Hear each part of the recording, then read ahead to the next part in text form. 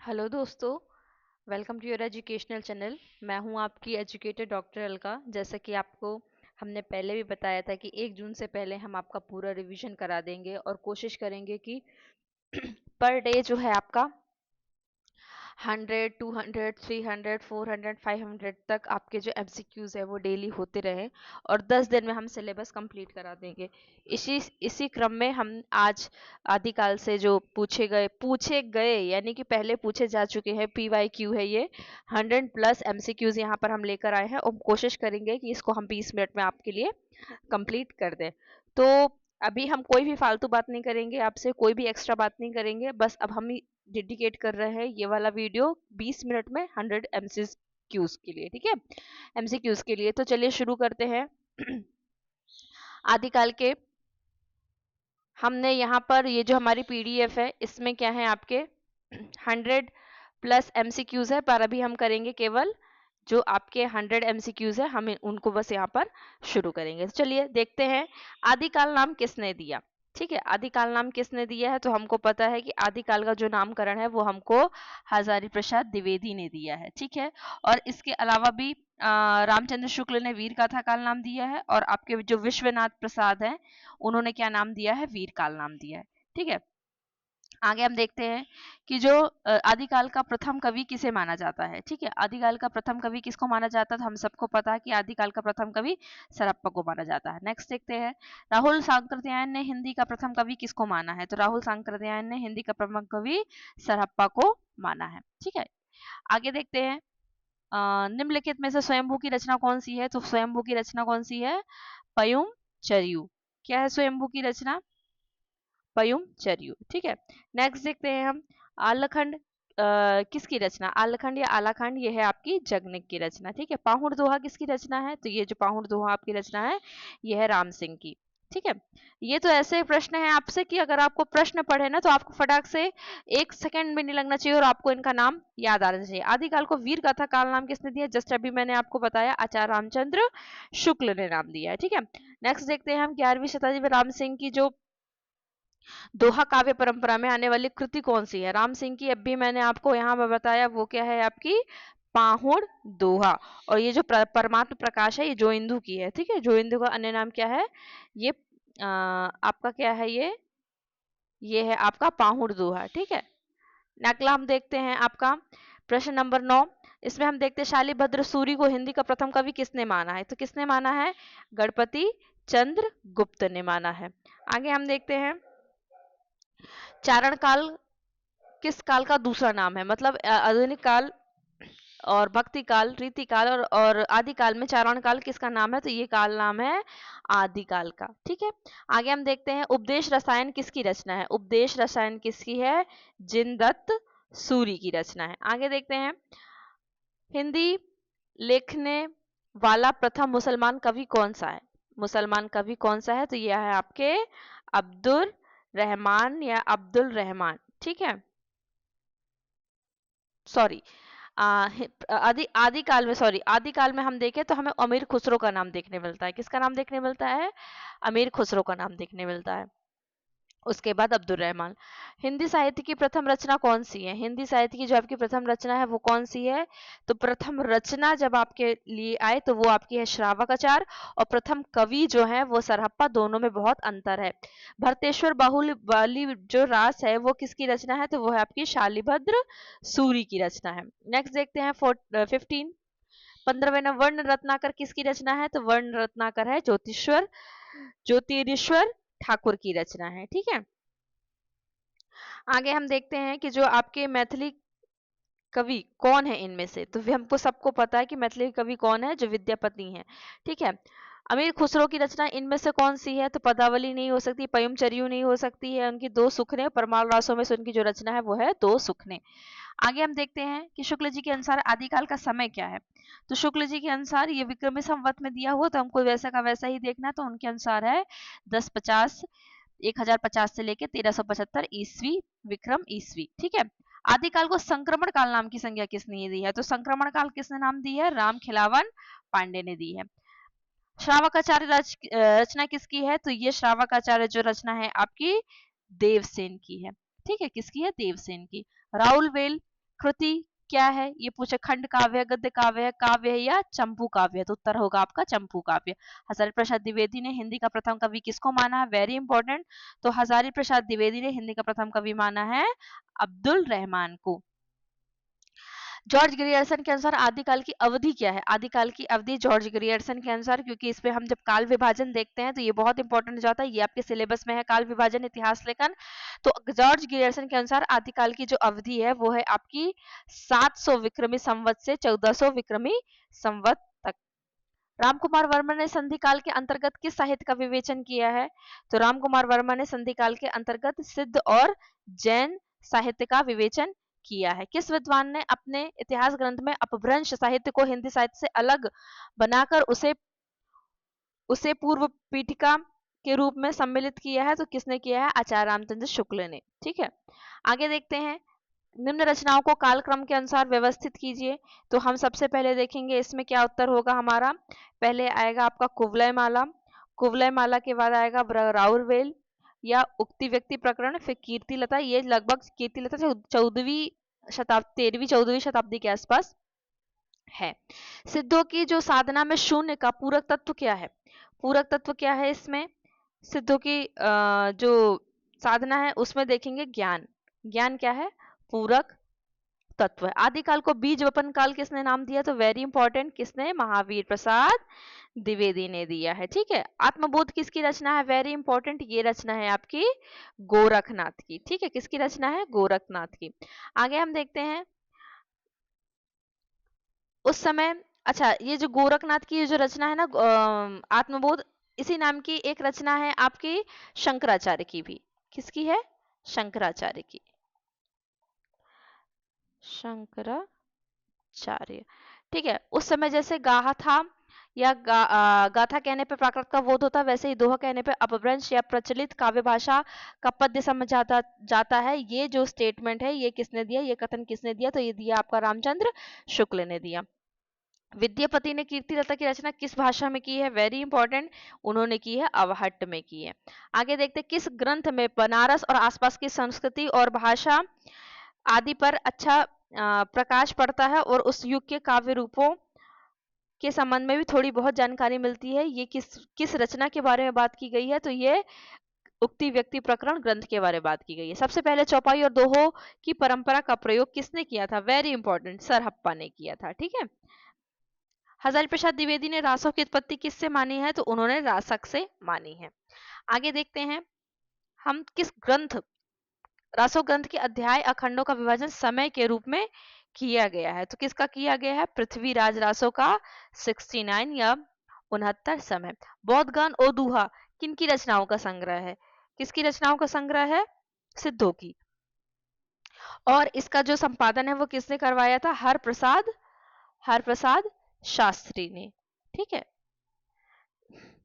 आदिकाल में किस कवि को अभिमान मेरु की संख्या दी गई है, तो किसको दी गई है, पुष्पदंत को। मैं बहुत सोचती हूँ कि आपको स्पेसिफिक डिटेल में ना करवाऊं, लेकिन कहीं ना कहीं मेरा वो डिटेल निकल ही जाता। भविष्यत कथा किसकी रचना है, तो भविष्यत कथा रचना है आपकी मोस्ट इंपॉर्टेंट धनपाल की। ठीक है, द संदेश रासक किस विधा की रचना है, तो ये क्या है, एक खंड काव्य है, क्या है, और किसका है, आपका अब्दुल रहमान का, और इसमें 223 छंद हैं। सिद्धों की संधा भाषा, ठीक है, नाम किसने दिया है, तो मुनिदत्त और अद्वय वज्र ने दिया है। आगे हम देखते हैं नागरी प्रचारणी सौभा द्वारा प्रकाशित जो पृथ्वीराज रासो के वृहद संस्करण में कितने समय या खंड है, तो कितने समय है, अभी मैंने भी आपको बताया था 69। हिंदी का प्रथम महाकाव्यकार चंद्रबरदाई किस राजा के आश्रित था, तो पृथ्वीराज चौहान के। आगे देखते हैं मेघदूत और संदेश राशक की रचना, संदेश राशक की संदेश परंपरा किस ग्रंथ में हमको मिलती है, तो किस ग्रंथ में हमको मिलती है, हमें पता है बीसल देव रासों में मिलती है, और ये इसको वीर गीत भी कहा जाता है। विद्यापति ने कीर्तिलता की रचना किस संवाद के रूप में की है, तो हम देखते हैं भृंगी संवाद में। सिद्ध साहित्य के विषय में कौन सा कथन सत्य नहीं है, ये आपको क्या नहीं है वो बताना है आपका। ठीक है, तो इसमें से आपका जो ये है, ये सही है आपका, ये सही है, ये सही है। सिद्ध साहित्य का प्रणयन पिंगल भाषा में हुआ, ये गलत है आपका। ठीक है। अपभ्रंश प्रभावित हिंदी रचना कौन सी है? अपभ्रंश प्रभावित रचना कौन सी है इसमें से? भारतेश्वर, बाहुबली, रास। चारण साहित्य किस साहित्य का दूसरा नाम है? अब एक बार प्रश्न आ चुका है, ये है आपका सिद्ध साहित्य का। ठीक है। नहीं, सॉरी सॉरी सॉरी, ये जो है आपका, आपका उत्तर आएगा इसमें रासो साहित्य। क्या आएगा? रासो साहित्य। क्यों? क्योंकि इसमें जो कवि हैं वो जो अपने राजाश्रित जो राजा है उनकी प्रशंसा करते हैं। कौल ज्ञान निर्णय किसकी रचना है? कौल ज्ञान निर्णय है मत्स्येंद्र नाथ की। मत्स्येंद्र नाथ की पूजा या उपासना का क्या नाम था? बहुत इंपॉर्टेंट प्रश्न है, इसका नाम था पिप्पलीश देव। आगे हम देखते हैं, तहसील बना सज्जन मिठा तैतैसन जपो अपरटा किसकी पंक्ति है? ये पंक्ति है आपकी विद्यापति की। ठीक है। 10वीं से 14वीं शताब्दी तक का समय जिसे हिंदी का आदिकाल कहते हैं, भाषा की दृष्टि से अपभ्रंश का ही बढ़ाव है, ये किस विद्वान का कथन है? तो ये है आपका हजारी प्रसाद द्विवेदी का। किस विद्वान ने पुष्य को हिंदी का प्रथम कवि माना? पुष्य या पुष्प दंत को, जिसकी उनके बारे में बात हो रही है, तो ग्रियर्सन और शिव सिंह सेंगर ने। रामकुमार वर्मा के अनुसार आदिकाल में हिंदी का प्रथम कवि कौन है? अब इनके अनुसार बताएं तो स्वयंभू है। कवि सरप्पा का समय राहुल संकृत्यायन ने क्या निश्चय किया है? तो उन्होंने किया है 769। अपभ्रंश का वाल्मीकि किसको कहा जाता है? अपभ्रंश का वाल्मीकि कहा जाता है स्वयंभू को। ठीक है। नाद न बिंदु न रवि न शशि मंडल, ये काव्य की पंक्तियां किसकी हैं? सरहप्पा की। एक एक प्रश्न आपका क्या है, पिछले साल पूछे, पिछले वर्ष मतलब पूछे जाने वाले ये सब प्रश्न है। पिछले वर्ष मतलब जो और नेट का एग्जाम हुआ या कहीं असिस्टेंट प्रोफेसर के एग्जाम में ये सब प्रश्न पूछे गए हैं आपके। बहुत कठिन है डगर पनघट की। ठीक है। ये काव्य पंक्ति के रचनाकार कौन है? तो ये काव्य पंक्ति के रचनाकार है रसखान। हिंदी मुक्तक काव्य परंपरा का सबसे प्रिय छंद जो आदिकालीन साहित्य की देन है, ठीक है, वह क्या है? वो है आपका दोहा। ठीक है। और दोहा अपभ्रंश का लाडला छंद है, ये आपको पिछले बार पेपर में पूछा गया था। चौपाई के बीच में धत्ता देकर प्रबंध लिखन की परंपरा की शुरुआत किसने की थी? तो स्वयंभू ने की थी। भोला शंकर व्यास ने किस कवि की तुलना माघ से करना उचित समझा है? तो किसकी समझा है? पुष्पदंत की। पाहुड़ दोहा का अर्थ क्या होता है? पाहुड़ दोहा का अर्थ होता है दोहों का उपहार। ठीक है। आगे हम देखते हैं सिद्धों की संख्या राहुल संकृत्यायन ने कितनी मानी है? तो राहुल संकृत्यायन ने 84 मानी है। आगे हम देखते हैं डोंडिपा या डोंबी गीतिका, डोंडिपा की रचना है। रोगचर्या अक्षर द्विकोश किसके ग्रंथ है? तो किसके हैं? डोंडिपा के। किसके हैं? डोंडिपा के। आगे हम देखते हैं कावा तरुवर तरुवर पंचविडाल चंचल ची पैठुकाल, ये जो पंक्तियां हैं ये किसकी हैं? ये है लुईपा की। अपभ्रंश भाषा में दब्ब सहा प्रयास काव्य ग्रंथ की रचना करने वाले कवि कौन है? तो कौन है आपके? देवसेन। ठीक है। कोशा वैश्य और स्थूल भद्र की कथा किस ग्रंथ में वर्णित है? तो किस ग्रंथ में वर्णित है? स्थूल भद्र रास। नाथों की संख्या कितनी मानी गई है? तो नाथों की संख्या 9 मानी गई है। नाथ पंथ या नाथ संप्रदाय के सिद्धांत मत सिद्ध मार्ग योग संप्रदाय अवधूत और अवधूत संप्रदाय नाम से ही प्रसिद्ध है। यह कथन किस विद्वान का है? तो यह है आचार्य हजारी प्रसाद द्विवेदी का। गोरखनाथ की रचनाओं शब्दी प्राण संकली आत्मबोध, ये नाम से संपादन किसने किया है? तो किसने किया है गोरखनाथ की रचनाओं को? पीताम्बर दत्त बर्थवाल ने किया है। आगे देखते हैं गुरु महिमा इंद्र निग्रह वैराग कुंडली जागरण आदि का महत्व किस साहित्य में हमको मिलता है? तो किस साहित्य में मिलता है हमको? नाथ साहित्य में मिलता है। नाथ पंथ का प्रवर्तन किसने किया? तो नाथ पंथ का प्रवर्तन किया आपके गोरखनाथ ने। किसने किया? गोरखनाथ ने। 9 लाख पातरी आगे नाचे पीछे सहज अखाड़ा, ये जो पंक्तियां हैं वो किस कवि की हैं? तो ये है आपकी गोरखनाथ की। हिंदी का प्रथम गद्य लेखक मिश्र बंधुओं ने किसको माना है? तो किसको माना है? गोरखनाथ को माना है। गारसा दत्तासी ने रासो शब्द की उत्पत्ति किस शब्द से मानी है? तो गारसा दत्तासी ने राजसूई से मानी है। आगे देखते हैं रामचंद्र शुक्ल ने हिंदी का प्रथम कवि किसको माना है? तो किसको माना है? चंद बरदाई को माना है। ठीक है। खुमार रासों की रचना किस साहित्यकार ने की है? तो किस साहित्यकार ने की है? दलपति विजय ने की है। कौन सा नाथ योगी स्त्री मोह में फंस गया था जिसका गोरखनाथ ने उद्धार किया? तो मत्स्य नाथ का किया था। नाथों में सबसे बड़ी कमजोरी उनका रूखापन तथा गृहस्थ के प्रति अनादर भाव है। ठीक है। यह कथन किस आलोचक का है? तो यह किस आलोचक का कथन है? हजारी प्रसाद द्विवेदी का। आदिकाल को अत्यधिक विरोधों और व्याघातों का युग कहने वाले इतिहासकार कौन है? तो कौन है ये? है आपके हजारी प्रसाद द्विवेदी। ठीक है। पृथ्वीराज रासो के कितने संस्करण प्राप्त हुए हैं हमें? तो कितने संस्करण प्राप्त हुए हैं? 4। हजारी पृथ्वीराज रासो को शुक सुकी संवाद के रूप में मानने वाले आलोचक कौन है? तो ये हैं आपके आचार्य हजारी प्रसाद द्विवेदी। कौन है? हजारी प्रसाद द्विवेदी। आगे हम देखते हैं बीसल देव रासो का 12 मासा या वीरावरण किस मास से प्रारंभ होता है? वेरी इंपॉर्टेंट, ये आपसे पूछा जा सकता है और ये आपका कार्तिक मास से शुरू होता है। बीसल देव रासो की रचना नरपति नाल ने कब की? ठीक, कब की? तो संवत 1252 में की। कब की? संवत 1252 की। 3 प्रश्न बन सकते हैं बीसल देव से, नरपति नाल से कि बीसल देव रासो की रचना नरपति नाल ने की और कब की? 1252 में की। आगे हम देखते हैं कि चंद बरदाई हिंदी का प्रथम महाकाव्य कौन सा है? तो पृथ्वीराज रासो। आगे देखते हैं जैन साहित्य की सर्वाधिक लोकप्रिय काव्य शैली कौन सी थी? तो रास काव्य था। रासो ग्रंथ की रचना या रासो ग्रंथ की जो रचना की भाषा है वो क्या है? तो वो है आपकी डिंगल पिंगल। ठीक है। नल सिंह द्वारा रचित रासो ग्रंथ कौन सा है? तो कौन सा है नल सिंह का? आपका विजयपाल रासो। 88 देखते हैं किस रासो ग्रंथ में आल्हा उदल नामक 2 वीर सरदारों का वीरतापूर्वक युद्धों का वर्णन किया गया है? तो वो किया गया आपका परमाल रासो में। परमाल रासो का प्रकाशन किसने करवाया? चार्ल्स इलियट ने कराया। एक प्रश्न ये बनता है आपका। दूसरा प्रश्न ये बनता है कि कब करवाया? तो करवाया 1865 ईस्वी में। आल्ह का गायन किस ऋतु से शुरू होता है या हम प्रारंभ करते हैं? तो ये आपका वर्षा ऋतु से। ठीक है, ये आपका वर्षा ऋतु से। आलखंड के रचित जगनिक किस राजा के आश्रित थे? तो ये परमार्दी देव के आश्रित थे। ठीक है। पृथ्वीराज रासो के 30,000 छंदों का अनुवाद किस लेखक ने किया? तो किस लेखक ने किया है? कर्नल जेम्स टॉड ने। पृथ्वीराज रासो को अप्रामाणिक मानने वाले विद्वान क्या हैं? देखिए, पृथ्वीराज रासो के बारे में आपको 3 चीजें जाननी जरूरी है। कौन इसको प्रामाणिक मानता है, कौन इसको अप्रामाणिक मानता है और कौन इसको अर्ध प्रामाणिक मानता है। उसी में से प्रश्न आपका ये बना हुआ है कि रामचंद्र शुक्ल। ठीक है, इनमें से कौन है? रामचंद्र शुक्ल है। आगे हम देखते हैं कैमास वध किस रासो ग्रंथ में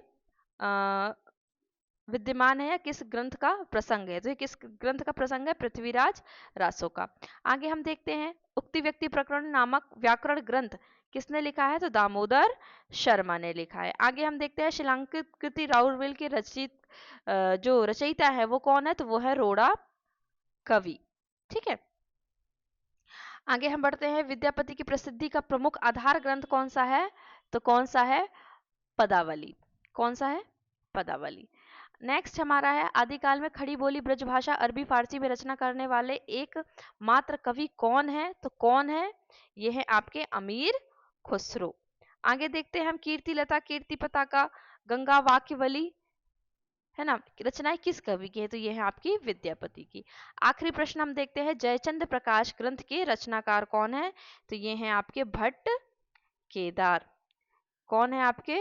भट्ट केदार। हमारे 100 प्रश्न हमने कंप्लीट कर लिए हैं। अभी हमारे पास और प्रश्न है, हमारे पास कम से कम 500 प्रश्न है आदिकाल को लेकर। वो हम सॉल्व करेंगे अपने अगली सीरीज में, क्योंकि अभी हमें ये 10 दिन वाली सीरीज खत्म करनी है। 10 दिन वाली सीरीज खत्म होने के बाद अब हमारा अगला रहेगा, फिर हम 100 अब हम अगले में 2 to 100 के प्रश्न लेकर आएंगे। 40 मिनट की क्लास होगी, तो इसमें आपका रिवीजन और अच्छे से हो जाएगा। तो चलिए मिलते हैं अगली क्लास में, तब तक के लिए अपना ध्यान रखिए, वीडियो देखते रहिए और अपनी तैयारी करते रहिए। धन्यवाद।